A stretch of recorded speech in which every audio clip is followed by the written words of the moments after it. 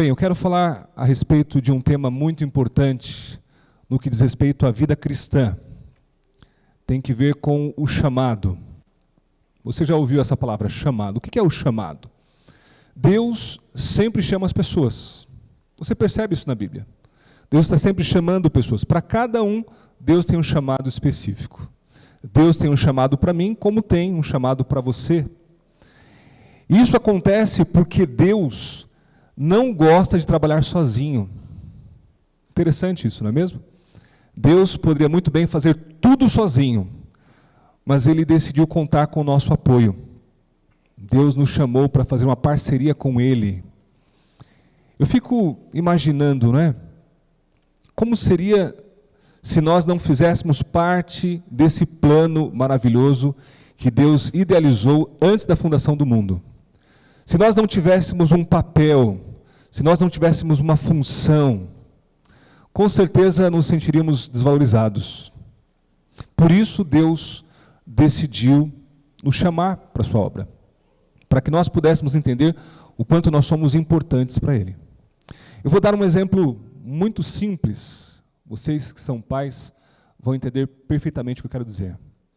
Aliás, quantos são pais aqui? Deixa eu ver as mãos. Ok, um número considerável de pais. Eu tenho uma filha de 6 anos. Ela completou recentemente 6 anos, dia 14 de abril, Rebeca. E quando a gente brinca, é maravilhoso aqueles momentos que passamos juntos. Mas há uma brincadeira que a gente se diverte bastante, que é corrida. Eu e a Rebeca, de vez em quando, apostamos corrida. E toda vez que nós apostamos corrida, você sabe quem é que ganha? Alguém faz ideia? Quem é que ganha? A Rebeca, é claro. Ela ganha todas as vezes. Mas eu sou muito mais rápido, eu consigo vencer dela com os pés nas costas. Só que tem um segredo. Eu deixo ela ganhar de mim, eu deixo ela vencer, porque para mim não há nada mais gratificante, não há nada melhor do que olhar para o rostinho dela e vê-la dizer assim: eu ganhei. Deus poderia muito bem fazer tudo sozinho, mas Ele quer que você tenha a satisfação, a alegria de contribuir de alguma forma.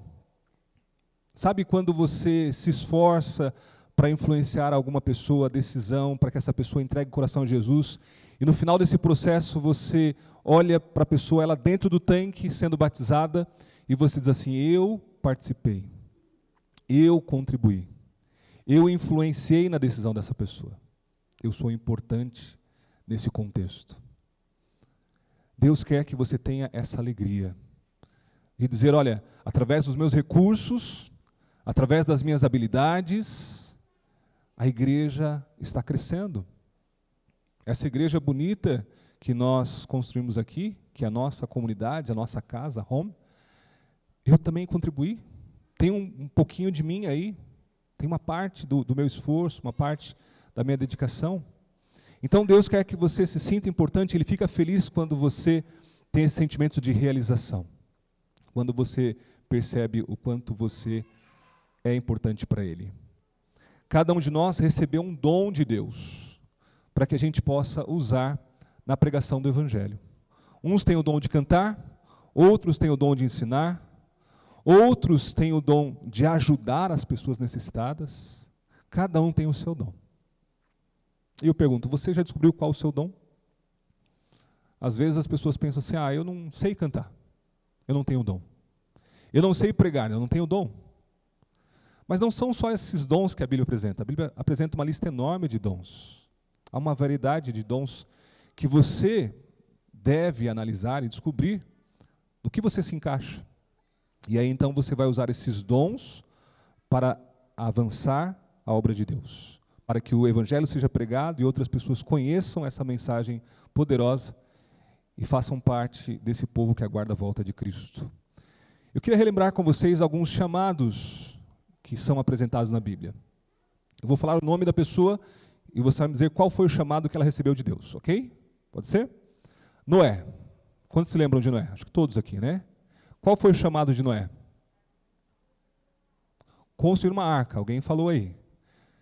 Noé foi chamado para construir a arca e salvar as pessoas do dilúvio. Mas se você analisar, Deus ele poderia ter construído a arca. Deus tem poder para isso. Por que ele chamou Noé? Se você analisar na Bíblia, só existe um momento em que Deus age de forma direta, sem o auxílio do ser humano, que é na criação.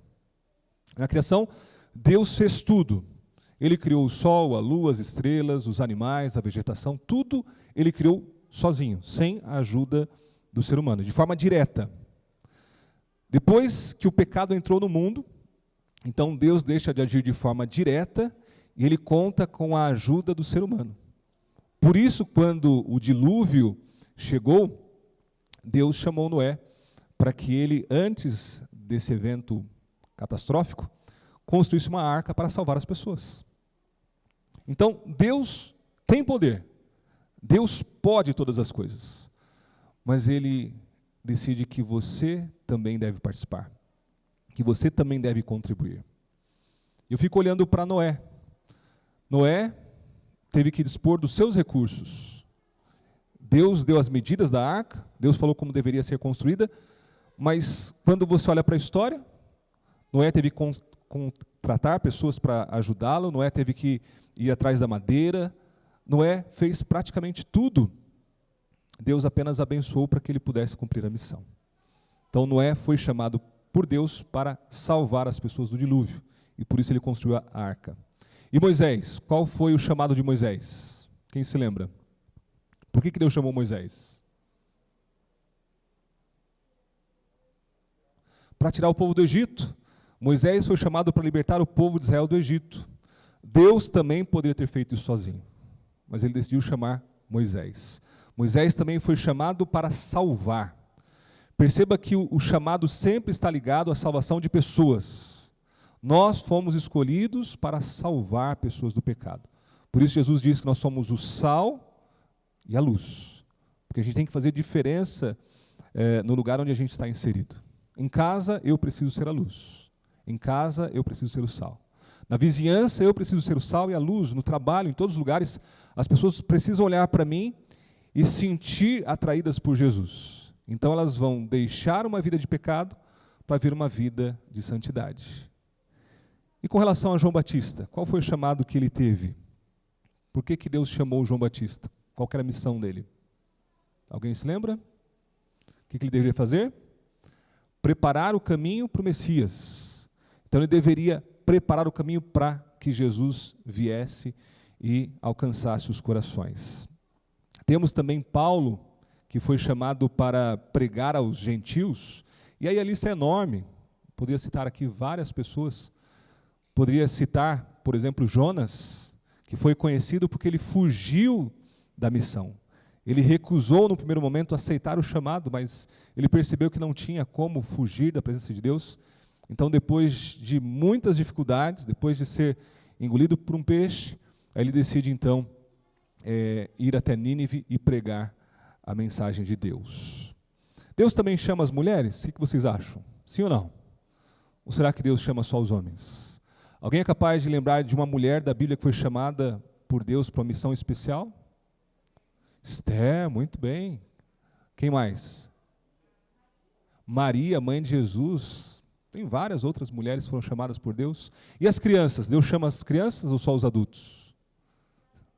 Davi era um menino, né? Quando ele enfrentou o gigante Golias. Samuel também, um garoto. Você vê que Deus tem um chamado para todos, homens, mulheres, idosos, crianças, todos são chamados para participar dessa grande missão que envolve a salvação das pessoas. E aí eu fico perguntando, qual o meu chamado? Para que eu fui chamado?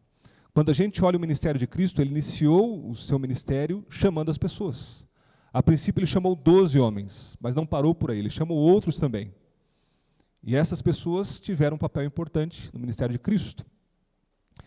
É importante saber que a maneira como essas pessoas atenderam ao chamado mostra qual que é o perfil de um verdadeiro discípulo. Nós somos discípulos de Jesus. Então nós devemos ter a mesma atitude que aqueles homens e mulheres tiveram no passado. Eu quero analisar com vocês o que está em Lucas, Evangelho de Lucas, no capítulo 5, nós vamos ler os versos 27 e 28.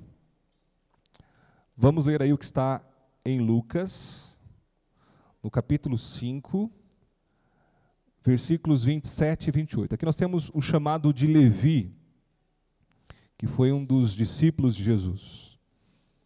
Lucas, capítulo 5, verso 27, eu leio assim: Passadas essas coisas, saindo, viu um publicano, chamado Levi, assentado na coletoria, e disse-lhe: Segue-me.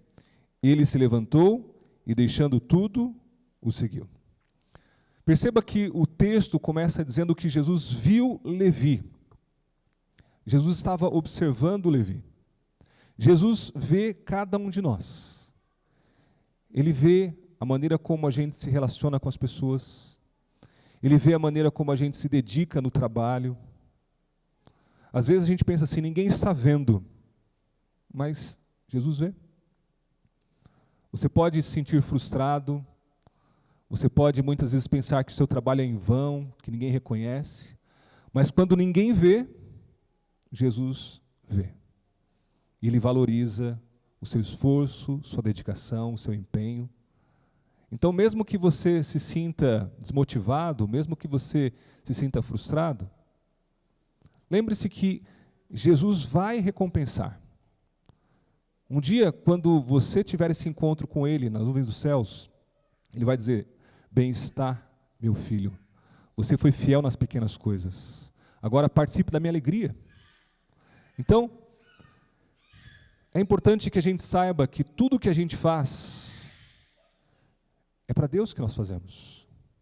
Quando você, como mãe, se empenha em educar os seus filhos, quando você, como pai, se dedica para dar o seu melhor à sua família, é para Deus que você está fazendo. E Deus vê cada atitude, Deus vê cada gesto. Deus olhou para Levi e viu o potencial que ele tinha. Deus enxergou em Levi algo que as pessoas não eram capazes de ver. Isso é algo que me chama a atenção, porque a maneira como Deus nos vê é diferente. Alguém mencionou aqui Davi, lá em 1 Samuel, quando o profeta vai ungir o novo rei de Israel, queria substituir Saul, ele foi inclinado a olhar apenas a aparência. E ele pensou, não, um rei tem que ser uma pessoa apresentável, bonita. Mas Deus falou assim, não se preocupe com a aparência, não olhe para o exterior, porque eu não vejo como o homem vê. O homem vê apenas o que está por fora. Eu consigo enxergar o coração. Deus vê o nosso coração, Ele sabe quais as nossas intenções, quais os motivos. Então nós precisamos entender que dentro desse contexto de chamado, quem nos vê é Deus. É Ele quem nos vê primeiro. Antes mesmo da gente pensar em existir, Ele já nos viu no ventre da nossa mãe. E Ele sabe exatamente o que é melhor para cada um de nós. Deus não vê quem nós somos hoje. Ele vê o que nós podemos nos tornar no futuro. Por isso Deus chamou pessoas imperfeitas, como Pedro. Jesus sabia que Pedro iria negá-lo, mas mesmo assim decidiu chamá-lo para essa obra. Porque Jesus sabia que Pedro, aquele discípulo covarde, se tornaria um homem corajoso e seria disposto até a morrer em prol do Evangelho. Deus vê. Jesus olha para você nesse momento. Ele sabe exatamente o seu potencial.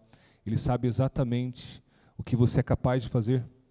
Então permita que Ele faça a obra na sua vida. Mas olha que interessante. Aqui no texto nós vemos 3 atitudes de um discípulo verdadeiro.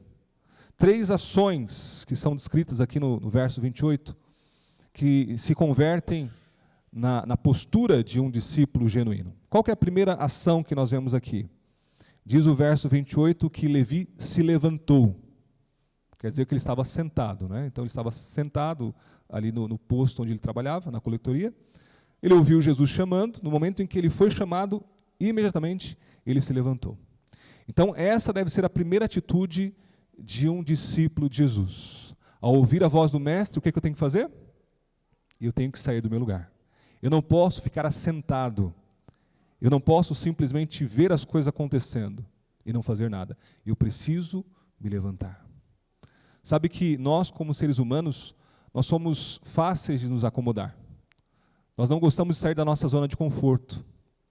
E às vezes é fácil a gente olhar e dizer, olha, está ruim, ou colocar a culpa em alguém.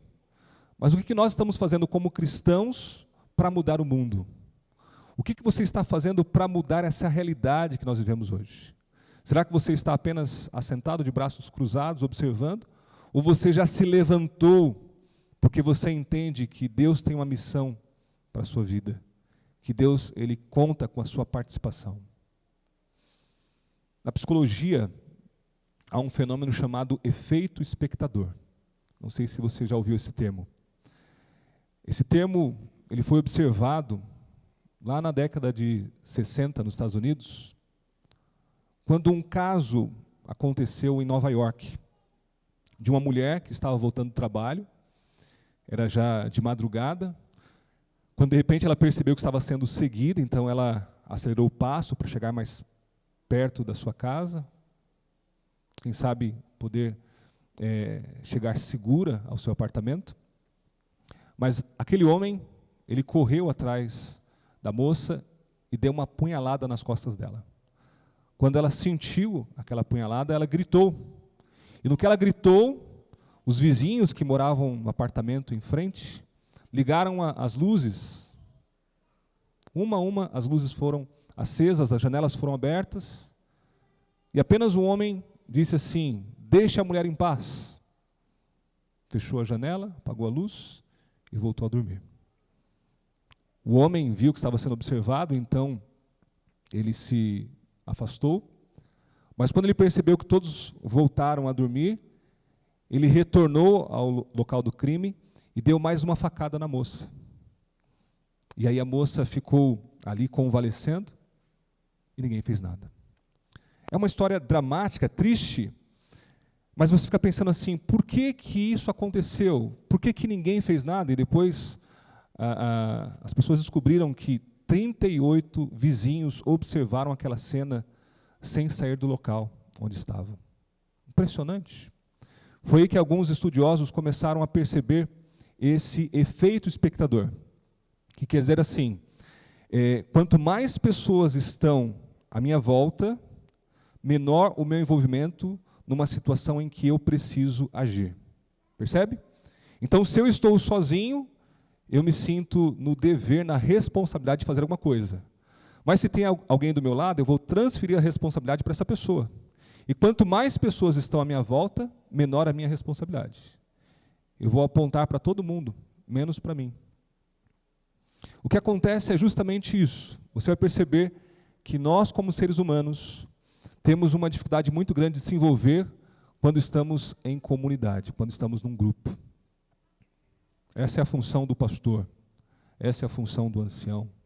Outro vai fazer, eu não preciso me preocupar com isso. Será que você realmente entende que você é parte desse corpo, que você é importante, que Deus espera que você faça alguma coisa?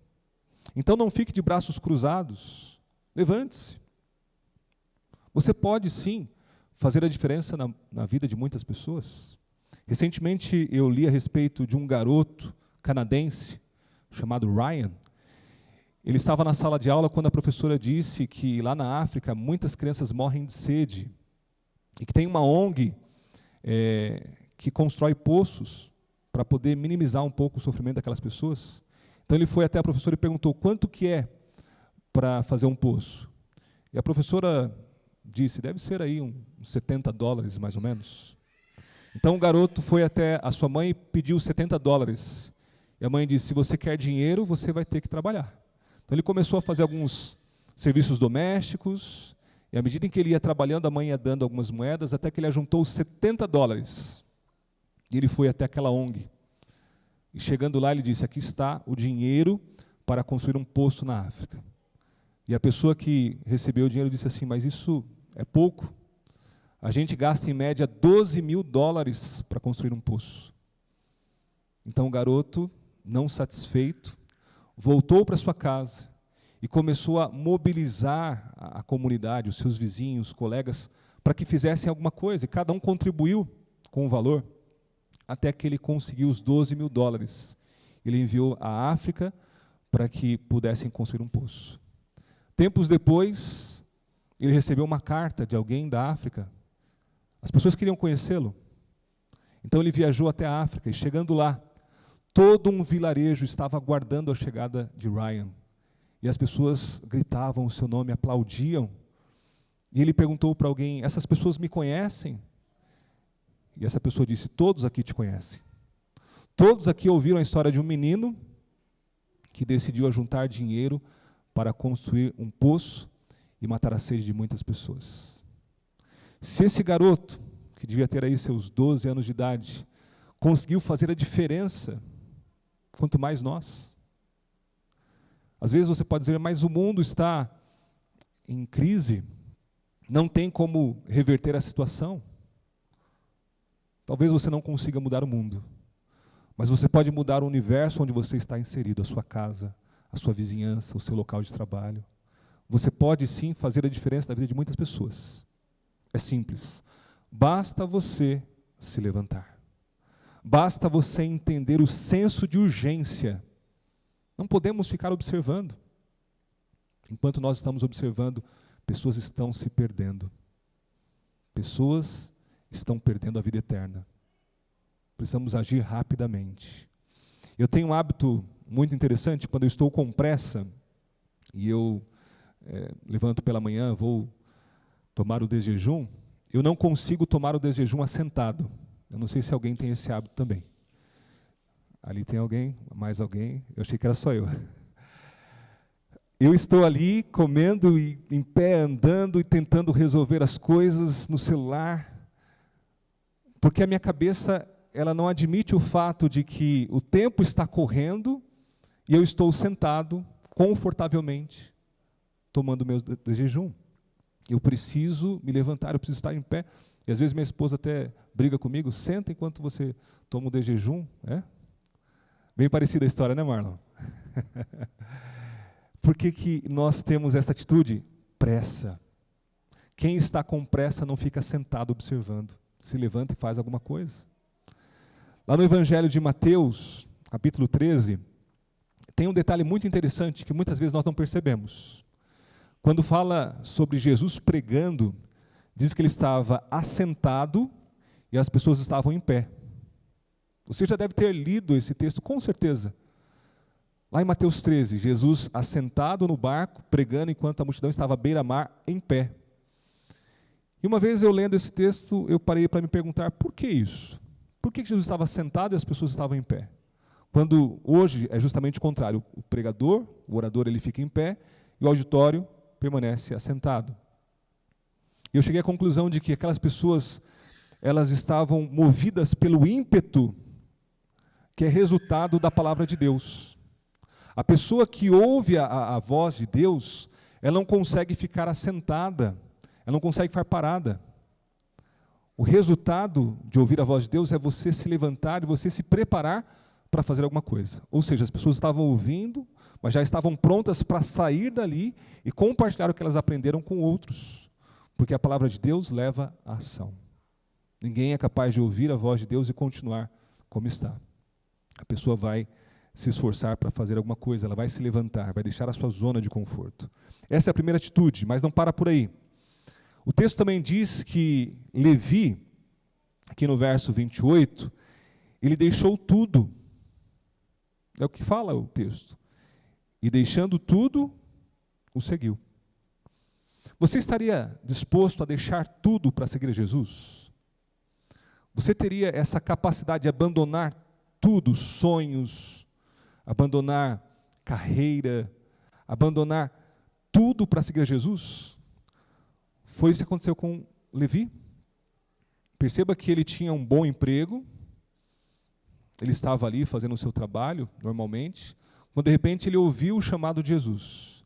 E ele percebeu que não tinha como conciliar o chamado com o trabalho que ele exercia. E nesse momento em que ele percebeu que havia um conflito, imediatamente ele deixou aquilo que o impedia de ser um discípulo. Então é esta a atitude de um verdadeiro discípulo de Jesus. Ele precisa estar disposto a abandonar tudo. Note que eu disse, precisa estar disposto. Eu não disse que você deve abandonar tudo.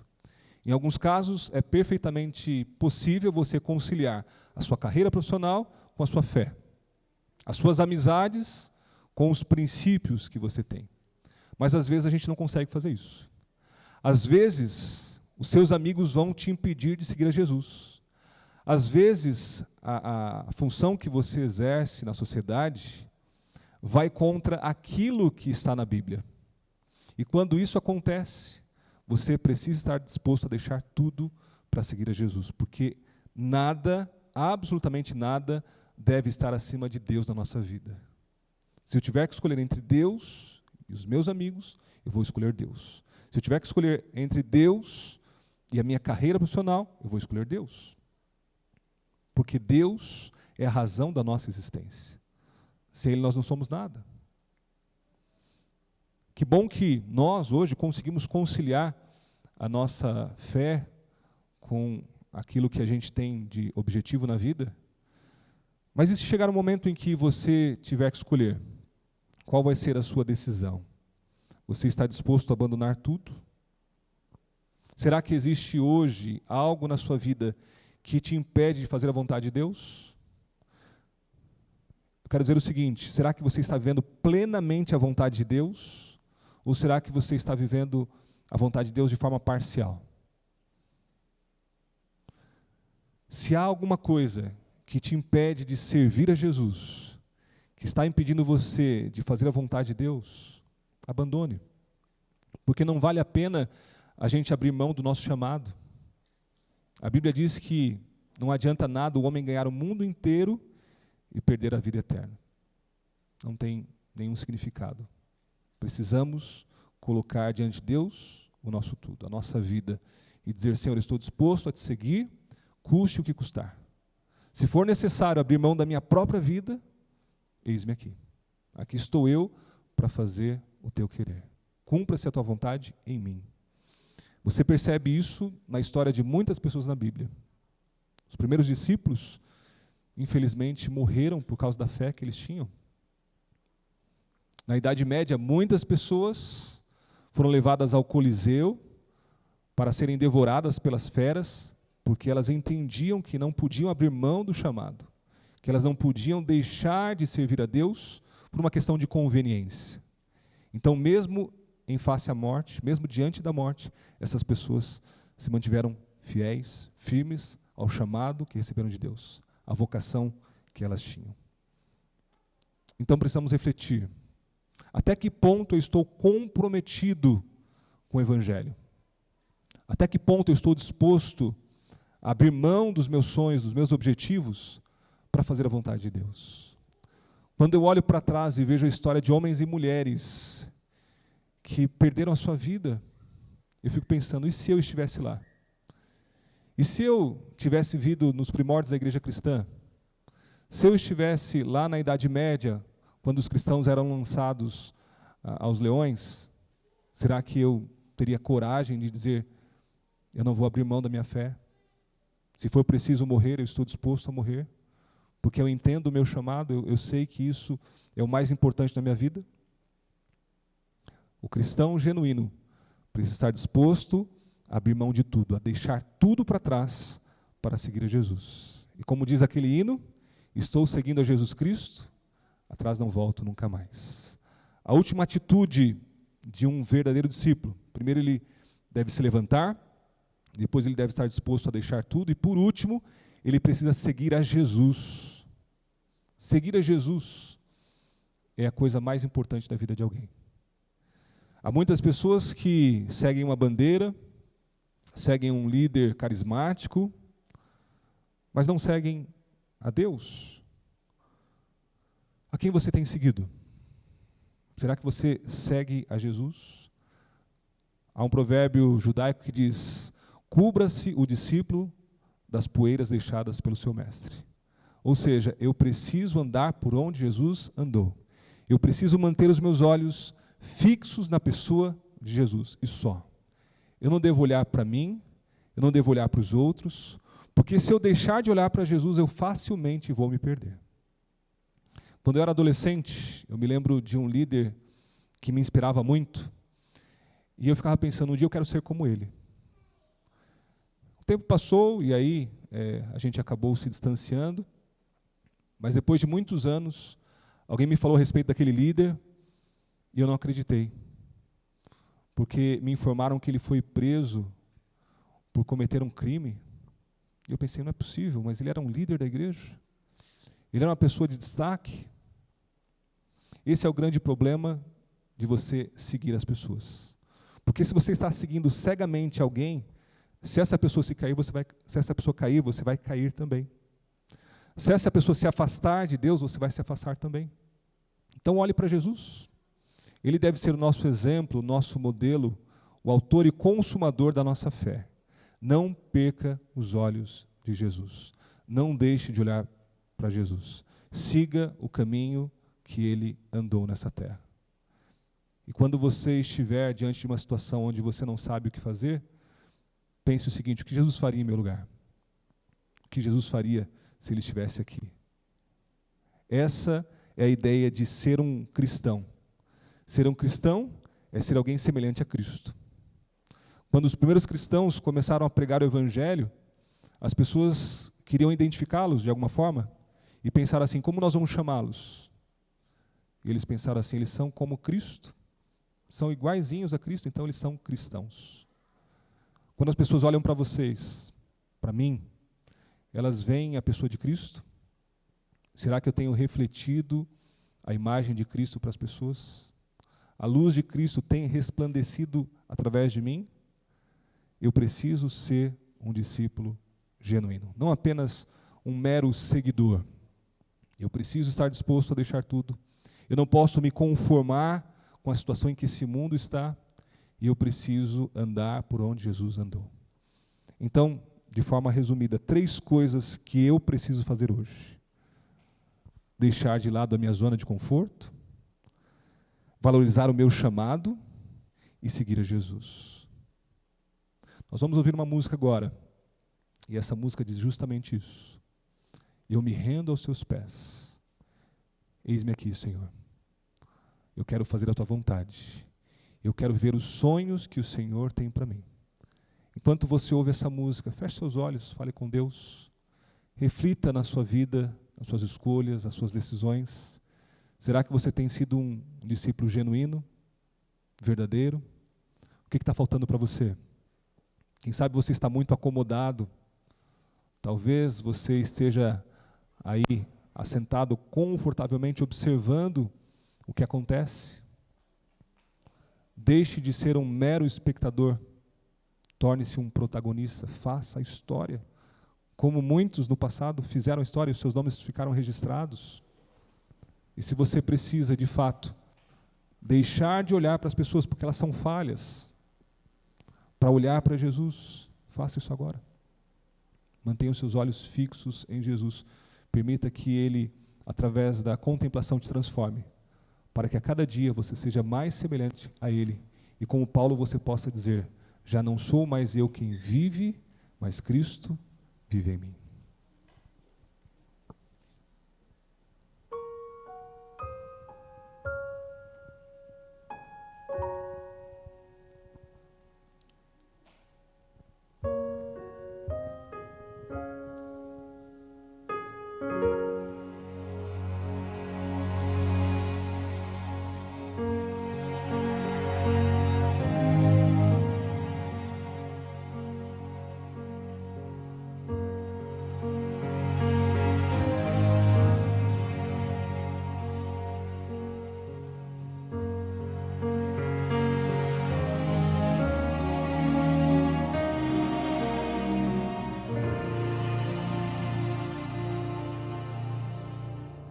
Você se cansa de tentar, sem lágrimas pra derramar,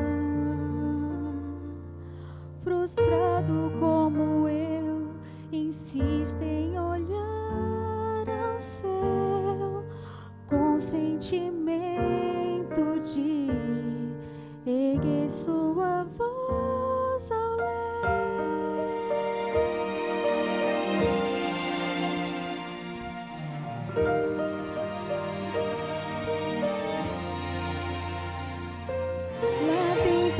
fé que agoniza, razão clamando por justiça, efeito da dor que cega o seu olhar e que apaga a cor de um sonho a desmoronar.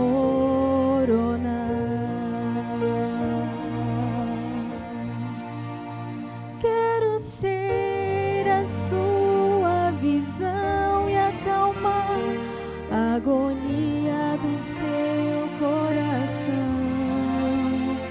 Quero ser o reflexo polido suavemente pra você dormir. Quero ser sua motivação e manter a união entre a vida e a paz. Quero apenas ser um Deus que tudo faz.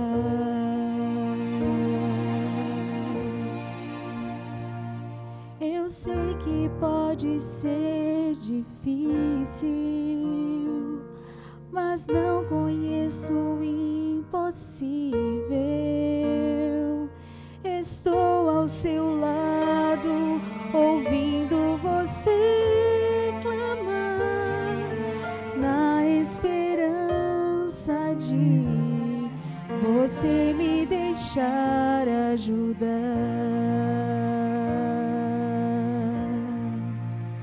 Quero ser a sua visão e acalmar a agonia do seu coração. Quero ser o reflexo polido suavemente pra você dormir. Quero ser sua motivação e manter a união entre a vida e a paz. Quero apenas ser um Deus que tudo faz.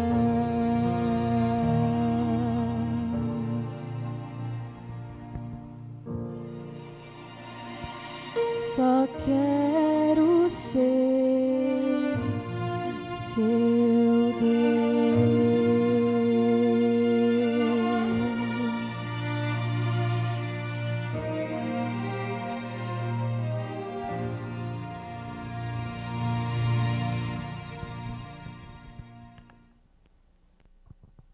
Você está disposto a aceitar essa parceria? Deus quer te dar tudo. A única coisa que você precisa entregar de volta a Ele é o seu coração. Ele está te chamando nessa hora. Ele quer fazer coisas extraordinárias. Tudo que você precisa deixar é o que te prende a esse mundo. Dar o seu coração por inteiro a Jesus. Ele vai fazer com que a sua história seja diferente. Quantos estão dispostos a entregar a Jesus o seu coração? Deixa eu ver as mãos. Convido você a ficar em pé, então, e nós vamos orar nesta hora, pedindo para que o Senhor nos abençoe, para que nós sejamos esses discípulos verdadeiros, que não se conformam com a situação desse mundo, que se levantam para fazer a diferença, que, se possível, deixam tudo de lado, se necessário, na verdade, deixam tudo de lado, e que seguem unicamente Jesus, porque Ele é o autor e o consumador da nossa fé. Vamos orar. Querido Pai, nós te louvamos, porque o Senhor nos enxerga de uma forma especial. O Senhor não nos vê como as pessoas veem, o Senhor vê o nosso coração, sabe das nossas fraquezas, sabe das nossas lutas, os nossos defeitos, mas ainda assim nos ama de forma incondicional e está disposto a continuar fazendo a obra em nossa vida. Queremos aproveitar essa oportunidade que o Senhor nos concede nesta manhã. Ouvimos o teu chamado, estamos dispostos a segui-lo. Agora, Deus, nos ajude a ficar em pé diante desse cenário caótico que estamos vivendo. que não sejamos apenas espectadores, mas que nós possamos construir uma história diferente, uma história que vai impactar o mundo. Ó Deus, nós queremos ser como Moisés, como Noé, como João Batista, Paulo e tantos outros, que assimilaram o chamado, que entenderam a importância que tinham na época em que viveram. E agora, ó Deus, nos ajude a sermos teus discípulos, que possamos seguir os teus passos, que possamos fazer a tua vontade, e um dia que tenhamos o privilégio de encontrá-lo nas nuvens dos céus, quando finalmente o Senhor nos dará a recompensa, então poderemos viver para sempre ao teu lado. A tua bênção sobre esta comunidade, que esse local seja um local de refúgio, que aqui as pessoas se sintam acolhidas, e que essa luz que brilha em nós irradie por todo esse bairro, pela cidade, pelo Brasil e pelo mundo, para que assim o Evangelho alcance muitas pessoas e em breve o Senhor volte para nos buscar. Pedimos tudo isso, não por sermos merecedores, mas rogamos humildemente em nome de Jesus. Amém.